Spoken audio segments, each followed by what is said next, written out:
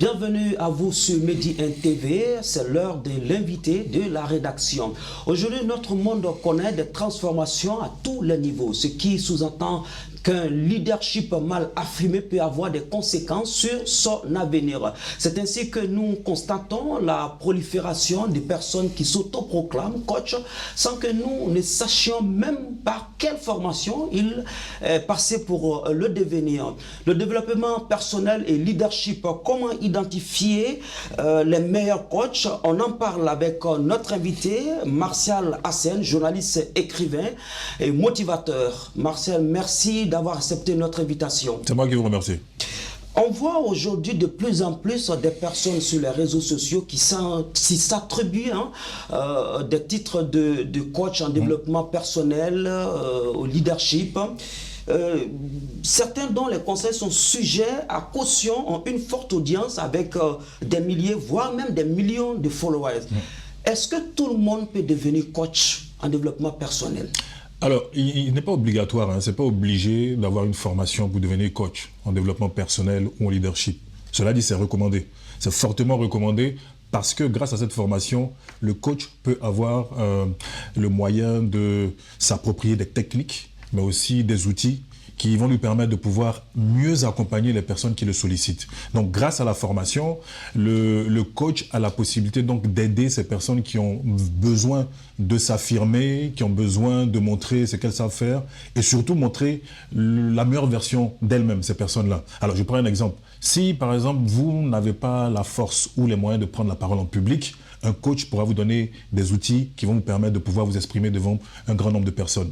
Si en entreprise, vous êtes un manager qui a du mal à créer une vraie relation saine avec ses collaborateurs, des stratégies pourront vous être imposées par un coach exécutif. Donc, les coachs ont leur place, mais je le dis, il faut pouvoir se former. À la base, ces coachs-là aussi doivent se procurer des outils de formation. Tout à fait. La formation leur permet de pouvoir obtenir ces outils. C'est la formation qui leur permet de savoir quelle est la méthodologie lorsqu'on a en face de soi une personne qui nous sollicite ou qui vous sollicite pour pouvoir avoir une réponse à des questions que ces personnes-là se posent. Et ceux qui sont sur les réseaux sociaux aujourd'hui, mais qui quand même obtiennent autant de monde, et qui font des lives d'ailleurs. Tout à fait. Quel est votre avis? Alors, ce n'est pas parce qu'on est sur les réseaux sociaux, qu'on a des millions de personnes qui nous suivent et à qui on donne des conseils, que ça veut dire forcément qu'on est un coach.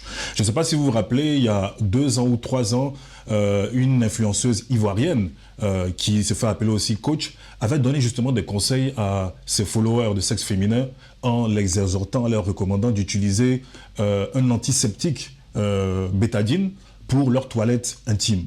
Bon, ça suscitait un véritable tollé au sein de la population, au sein même du corps médical. Et les autorités ivoiriennes ont dû réagir, recadrer cette personne pour lui demander de faire en sorte de produire une sorte de démenti pour que les gens ne se trompent pas, pour ne pas les induire dans la mauvaise voie. Donc, c'est vrai que si vous avez envie de devenir coach, que ça vous tient à cœur, que vous aimez ce titre, le plus important, c'est de vous faire former. C'est ce qui vous permettra de pouvoir affirmer justement que vous êtes un coach avec une certification. Vous avez parlé du cas de la Côte d'Ivoire, mais c'est un cas un peu général, un peu partout en Afrique aujourd'hui, ce que nous voyons. Oui, on voit un peu partout des personnes sur les réseaux sociaux, des influenceurs, des influenceuses qui s'autoproclament coach et ce genre de choses, parce que c'est un secteur où il y a une demande forte.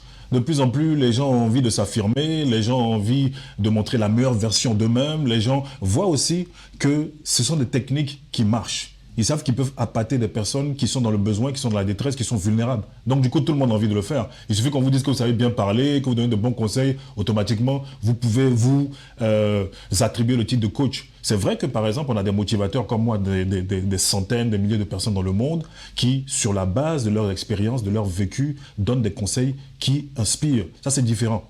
Mais si vous voulez vous attribuer le titre de coach, ça suppose que vous avez une formation. Est-ce que derrière, il n'y a pas un marketing pour eux-mêmes? Ben, c'est un marketing parce que ceux qui arrivent, la première des choses, c'est de se faire connaître. C'est d'avoir de l'audience pour eux-mêmes d'abord. Parce que lorsque vous êtes connu sur les réseaux sociaux, vous avez des sollicitations des marques, vous avez des sollicitations de personnalités et donc ça a une incidence sur vos poches. Ça veut dire qu'en termes de monnaie, sur notre attribution, vous devenez quelqu'un de nouveau et vous vous affirmez dans la société. Donc l'aspect marketing, oui, c'est tout à fait vrai. Pensez-vous que ces coachs-là, de nos jours, influencent positivement les populations ou c'est le contraire? Alors, je n'ai pas de données exactes ou de chiffres sur la question, mais ce que je peux dire, c'est qu'au regard donc, de ce que je peux observer autour de moi ou sur les réseaux sociaux, ou même dans les séances de motivation que j'organise, il y a une réelle volonté des gens d'investir dans le développement personnel et même les entreprises dans le leadership.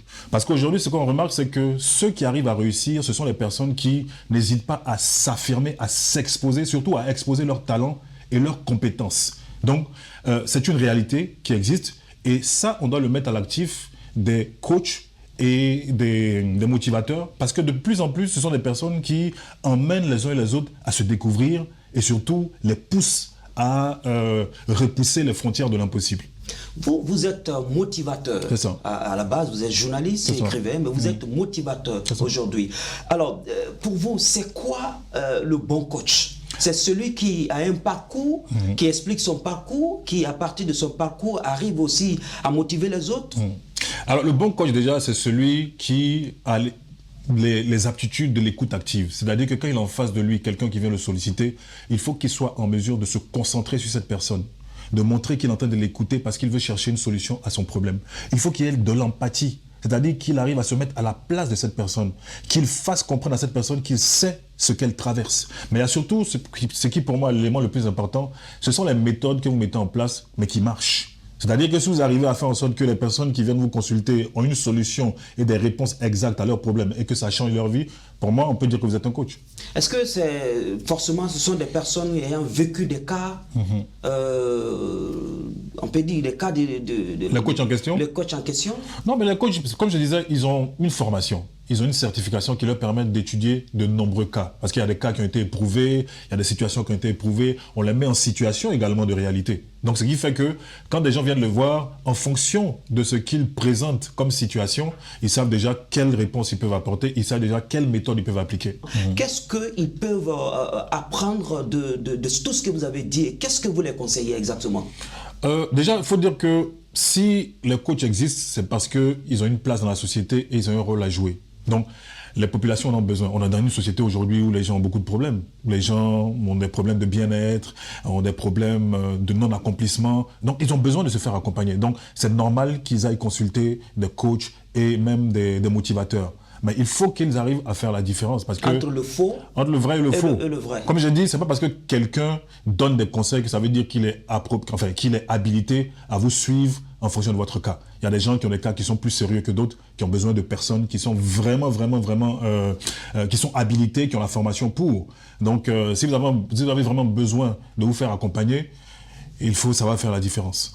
Ne serait-il pas mieux que les acteurs de cette filière se regroupent autour d'un groupement pour professionnaliser et encadrer leur métier? Pour justement le cas de la Côte d'Ivoire, je sais qu'ils sont regroupés au sein d'une association qui est l'ACOPSI, si je ne me trompe, c'est l'association des coachs professionnels de Côte d'Ivoire.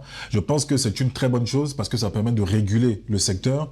Ça permet également de faire en sorte qu'on accorde plus de crédibilité aux coachs, à leur métier, et puis ça renforce aussi, je pense, la confiance des populations envers eux. Donc c'est très important qu'ils se fédèrent et qu'ils puissent faire des campagnes de sensibilisation pour montrer aux gens l'importance de leur métier et surtout l'importance pour les populations d'avoir recours à eux. Martial, vous êtes journaliste, je le disais tout de suite, motivateur. Vous avez publié un livre dont le titre est De Yopougon à New York. Dans ce livre, qu'est-ce que vous expliquez exactement? Alors c'est mon parcours, c'est autobiographique, ça parle de mon parcours. Comment est-ce que de Yopougon, en tant que simple animateur radio d'une commune, j'ai réussi à tracer mon chemin et à me retrouver au siège des Nations Unies à New York. Je dis en fait c'est pour motiver en fait toute personne, pour lui dire, quel que soit le secteur, pour ne pas dire le background social, que tu sois un enfant de pauvre, un enfant de riche, quel que soit l'endroit d'où tu viens, il faut que tu puisses toi-même travailler à ta réussite. Parce que je dis dans le livre que la réussite est une responsabilité individuelle. Il faut que toi-même tu te donnes les moyens. Il faut que tu sois persévérant, il faut que tu sois résilient, il faut que tu aies confiance en toi. Il faut que tu sois quelqu'un qui privilégie l'excellence. Et l'excellence ne choisit pas une couche sociale. On peut être riche et excellent, on peut être pauvre et être excellent. Donc, quand on rêve, il faut se donner les moyens de réaliser ses rêves. Donc ce livre-là, en fait, c'est vraiment un livre de motivation pour dire aux gens que Quand on vise la lune, on peut certes la rater, mais on peut tomber parmi les étoiles et on devient des stars.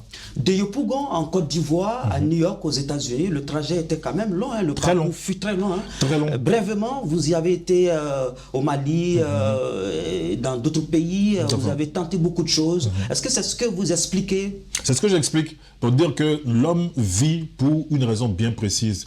On est parce qu'on a des missions à accomplir. Le plus important pour chacun, c'est de trouver sa vraie mission, de trouver sa vraie voie. Mais pour la trouver, il faut être quelqu'un qui est concentré sur sa vision. On rêve à quoi? Qu'est-ce qu'on souhaite devenir? Qu'est-ce qu'on veut faire? Et quand on a trouvé la réponse à ce genre de questions, on se donne les moyens d'y arriver. Ça va être difficile, hein? Il y aura des doutes, il y aura des inquiétudes, il y a des gens qui vont vous emmener à douter de vous-même, mais il faut que vous soyez résilient et que vous gardez la tête toujours haute. En ce début d'année, que conseillez-vous aux entrepreneurs, aux autres qui veulent commencer l'année en beauté? Alors, je leur demanderais déjà de pouvoir identifier leurs objectifs de façon claire et de se discipliner à pouvoir réaliser leurs objectifs. Ça va être difficile, mais il faut se donner les moyens d'y arriver. Si vous avez des difficultés, comme je disais, il faut avoir confiance en vous-même. Et puis, il faut essayer aussi de consulter soit des motivateurs, soit des coachs qui pourront vous aider à pouvoir révéler la meilleure version de vous-même. Marcel Hassen, je rappelle, vous êtes journaliste, écrivain et motivateur. Merci d'avoir répondu à nos questions.